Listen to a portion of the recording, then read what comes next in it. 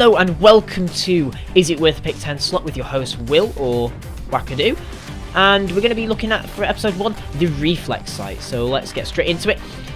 The Reflex Sight is unlocked at weapon level 2 for the submachine guns, assault rifles, shotguns, pistols, and the crossbow.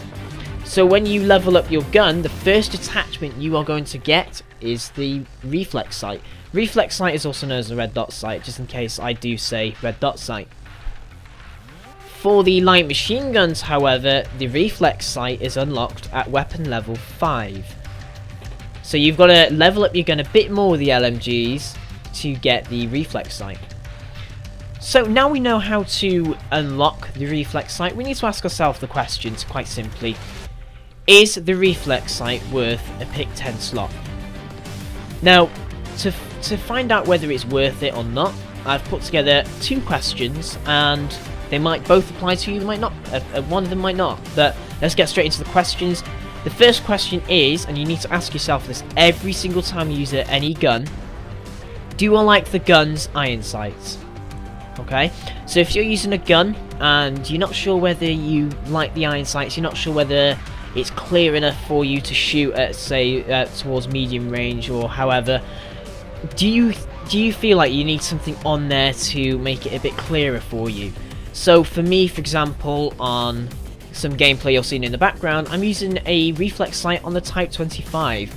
For me, I can't use the Type 25 without some sort of optic on it, because I find the iron sights block my view and I can't see what I'm shooting sometimes. So I put on a Reflex Sight or a different attachment that is like either in a scope or a different kind of optic to assist me in having a better aim and better, clearer view.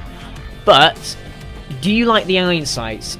If you like the iron sights, then simply you don't need a Reflex Sight.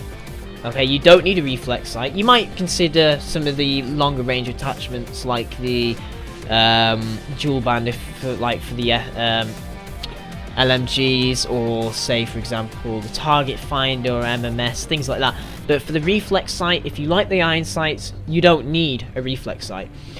If no, then you need to answer another question. So ask yourself this: what range am I going to be using this gun at? So let's take an SMG. An SMG, you're going to be using it more close to a sort of medium range. An assault rifle, sort of close medium range-ish, more medium range. Whereas an LMG, for example, is going to be more of a long range sort of weapon. So, ask yourself this: what range am I going to be using the gun? I mean, you might use, say, an assault rifle more long range, or maybe more close quarters, I don't know. But ask yourself, how am I going to use this gun and what range? If you need this optic, if you need an optic, which is why we're on this question, okay, if you choose to be more of a close to medium range player, put the Reflex Sight on. Just put the Reflex Sight on, that's where it's going to be most useful. If you don't like the iron sights, and you're definitely going to be in close quarters to medium range, the Reflex Sight is going to be the best thing for you. An example of this is, again, the Type 25. I use it again on things like the Peacekeeper, and so on and so forth. If you're going into more longer ranges, then I suggest using a different optic, like the target finder, dual band, variable zoom, any other attachment. But if you're going to be into close medium range, use the Reflex Sight, it's going to do really good for you.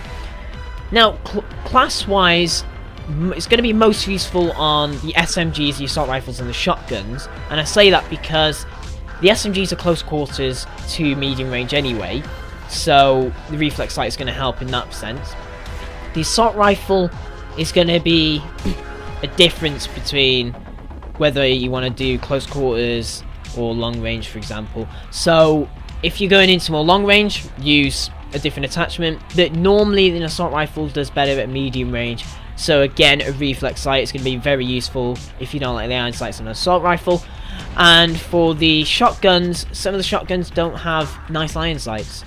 So throw a Reflex Sight on there, have a nice clear view. I mean, there's no like long range attachments for it, so the Reflex Sight is going to be your best bet. Okay, so let's give this overall rating. Okay, and this is out of 10, 1 being the worst and 10 being the best. I am going to give the Reflex Sight a 7 out of 10 because it's useful. It's useful if you don't like the iron sights on your gun, and it's useful if you're going into close quarters or medium range.